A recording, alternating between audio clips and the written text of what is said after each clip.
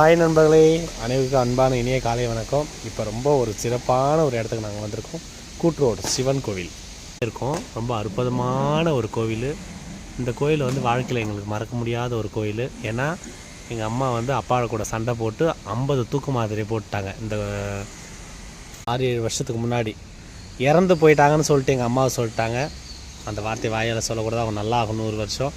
ஆனால் செத்தவங்களுக்கு உயிர் கொடுத்த தெய்வம் வந்து இந்த ஐயா தான். அவரோட லிங்கம் அப்படியே பறந்து வந்து அம்மாவோட நெஞ்சில் உக்காந்துச்சு. டாக்டரே மெய் மறந்து போயிட்டார். அந்த மாதிரி ஒரு அற்புதமான ஒரு கோயில், எங்களுக்கு ரொம்ப பிடிச்ச ஒரு கோயில். இதோட மகிமை அம்மாவை சொல்லுவாங்க. ரொம்ப சக்தி உள்ள தெய்வம் இவர். எத்தனையோ தெய்வத்தை அம்மா கூப்பிட்ருக்காங்க. ஆனால் இவர் என்னை பெற்ற ஐயா வந்து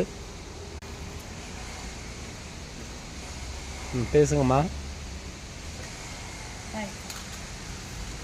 என் அன்பான சொல்லுங்களா, இந்த ஐயாவுக்கு ஒரு பெரிய கதையாக இருக்குது.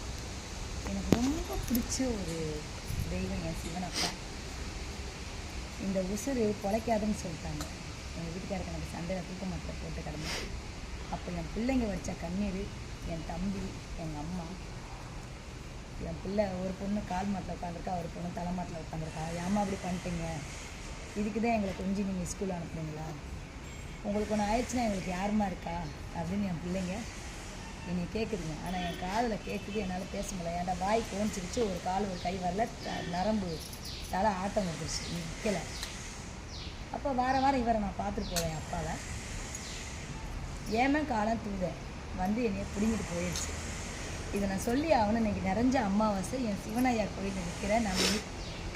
நான் சொல்லி ஆகணும், முக்கியமாக சொல்லணும். இந்த சிவன் வாசலில் இந்த சிவன் என்ன பண்ணாருன்னா, எங்கள் அப்பா, நான் வந்து என் உயிர் போயிடுச்சு, ஆனால் என் ஆத்மா என் ஐயாக்கிட்ட பேசிச்சு.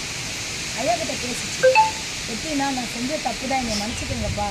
இந்த தவறு நான் பண்ணது பெரிய தப்பு. என் பிள்ளைங்க அனாதையாக இருக்குது, எனக்குன்னு யாரும் இல்லை என் பிள்ளைங்களுக்குன்ட்டு. என்னை மன்னிச்சுக்கோங்கப்பா, ஒரு தடவை இந்த உயிர் பிச்சை கொடுங்க, எனக்கு இந்த தப்பு நான் பண்ண மாட்டேன் அப்படின்னு நான் சொன்னேன். அடுத்த செகண்டு எங்கள் அப்பா உள்ள லிங்கம், அந்த லிங்கம் அப்படி நான் என்னை பைத்தியம்பாங்க. இது அனைத்து உண்மை, சத்தியமானது. இந்த லிங்கம் அப்படியே பறந்து வந்து என் நெஞ்சில் உட்காந்துச்சு. ஆம்புலன்ஸ்லாம் ஃபோன் பண்ணிட்டாங்க. என் நெஞ்சில் உட்காரவும் செகண்ட் நான் பண்ண பிடிச்சி எந்திரிச்சு வெளியில் நான் ஓடியாடும்போது நான் போட்டு இந்த நைட்டு தப்பையாக நடந்து போச்சு. ஏதோ பிசாசு பேய் வருதுன்னு பயந்துட்டு ஓடுறாங்க. அப்புறம் தான் மணி ஐயா டாக்டர் சொன்னார்,